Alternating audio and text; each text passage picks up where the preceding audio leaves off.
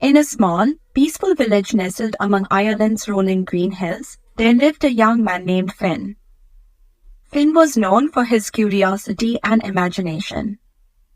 While others in his village spent their days working the fields or mending nets, Finn would often wander off, exploring the hidden corners of the forest and the gentle hills nearby. One afternoon, after a rainstorm had passed, Finn noticed a rainbow arching across the sky, bright and shimmering with colors.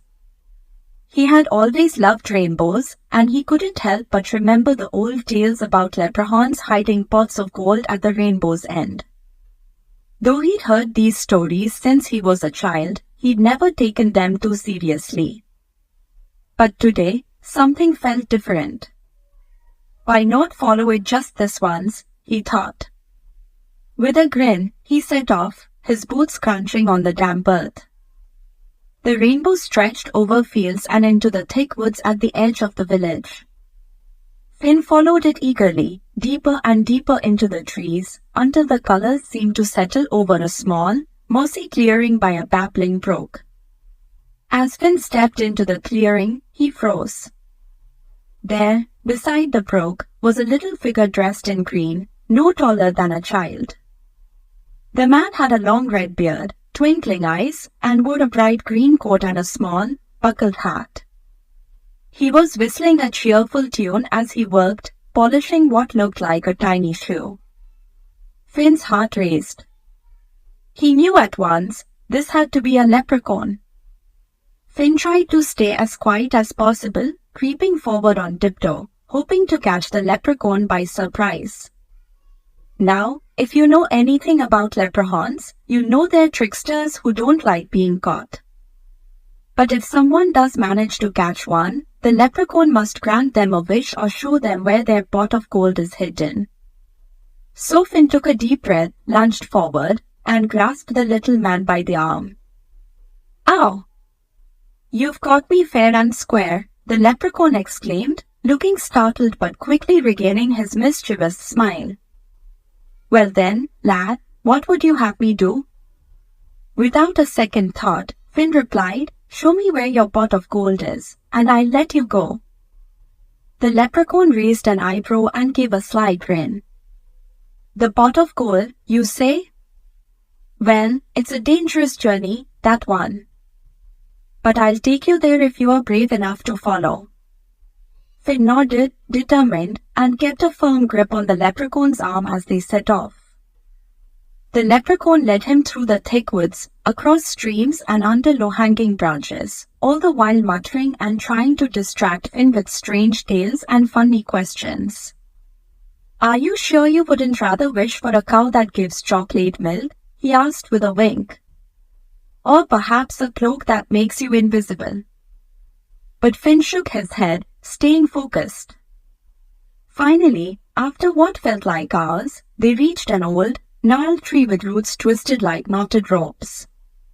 "Here we are," said the leprechaun, pointing to a spot at the base of the tree.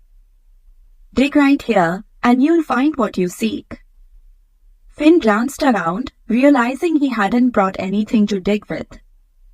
But he was too excited to worry about that, so he knelt down and started digging with his hands, scooping out the dirt and leaves. The leprechaun watched with a smirk, not moving a muscle.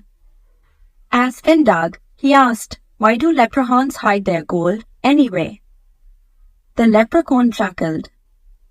"Ah, lad, we are hard workers, us leprechauns. We earn every coin making shoes and working the fields of magic. But humans, well, they sometimes don't appreciate the same kind of work. They just want the gold without the effort. So we hide it, keep it safe, and only those with the cleverness to find it will ever get close." Finn continued digging until his hands were sore, but he hadn't found any pot of gold. Just when he was beginning to think the leprechaun had tricked him, his fingers brushed against something hard. Heart-pounding, he pulled out a small, wooden box, beautifully carved with patterns of leaves and swirls. He looked up at the leprechaun, who was watching him with a twinkle in his eye. Eagerly, Finn opened the box, but inside he found only a single golden coin and a note. Confused, he pulled out the note and read it aloud. "Here's a taste of fortune.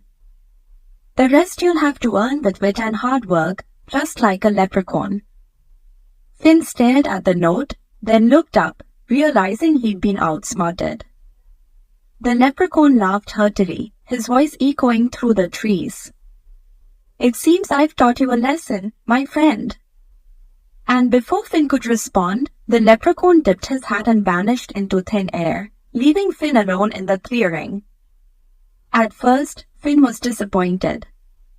He'd been so close to finding that legendary pot of gold.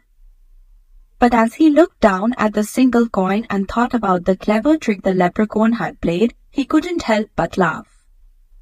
He felt richer in a way he hadn't expected, carrying a tale to share and a valuable lesson about cleverness and hard work. So, Finn returned to his village, not with a pot of gold, but with a story that would be told for generations, a story of wit, adventure, and the time he met a leprechaun by a rainbow's end.